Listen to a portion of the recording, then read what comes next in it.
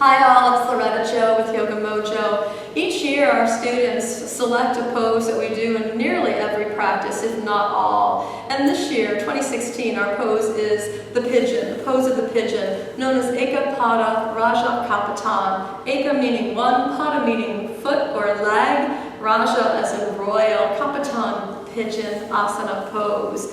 And there are many variations of this pose, and the awareness that it's a deep hip opening pose is what most often comes to mind when we start to get into it. So I'm going to come into the pose of a tabletop and be facing you so we can talk about some variations. As we are here in our pose of our tabletop, stepping this right foot forward, and I bring the right foot forward so you can see the alignment of the bones. When our hips are really tight, we're going to bring this knee and take this knee right in front of our hip. At least I have found this to be most comfortable. And then look to step the knee forward, walk the foot back, step the knee forward. When you arrive here, and this may be as deep as we can get, we're going to try to support this lifted hip in a way with a block. We can lift it up with some blankets, maybe even a bolster, whatever you might have that is comfortable. Many of you will be able to come down a little bit deeper and then ultimately come all the way down. We want the back leg to be in alignment with the hip and the outer pinky toe coming down. So this upper back leg, the inner thigh is kind of spiraling up, the kneecap is down on the mat.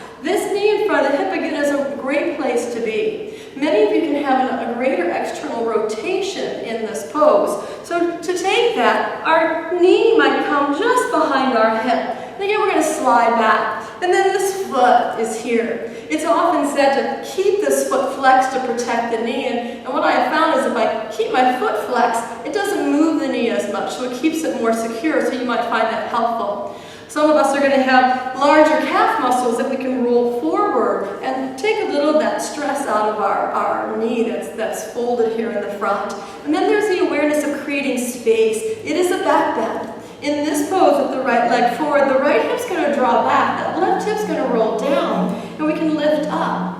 Another thing to perhaps think about is to take this right inner foot forward and try to snug the outer right foot back and just feel the sensations of all that into your right leg, all the way into your right hip. I call it the puffed pigeon when we kind of come up and puff into our pigeon. And of course the resting pigeon, we take the weight of the torso off, we kind of float forward, tuck our chin, and we can rest our pigeon.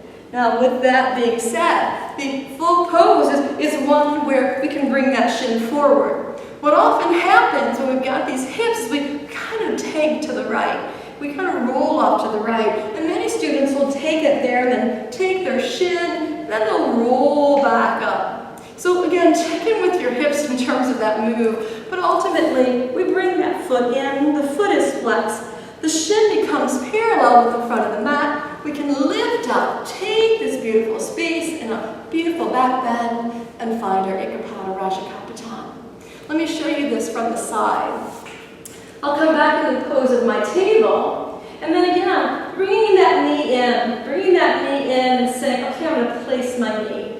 You can totally come into this from a one-legged down dog. We'll take the knee in again, and then we'll set it down. Knee perhaps just to the outside, right behind that right wrist. If it is there for you to take the shin forward, feel free to take it there. Option, bring that foot right underneath that knee. And as you're here, support the hip when it begins to roll. When we take the pose of pigeon, and we've got this space, we're going to lift up, got this calf muscle, so our knee is feeling good, our back foot, the pinky toe comes onto the mat, upper thigh rolls, and we take the pigeon. So, okay, here's my pigeon, and lift up, and then float forward. Think length, think more forward to rest your pigeon. Then as we rest, the back toes might scoot back, the head might come forward. The left hip looks to roll down a little bit, and the right hip has got its space. And we have our resting pigeon. And then we come up, we take this breath.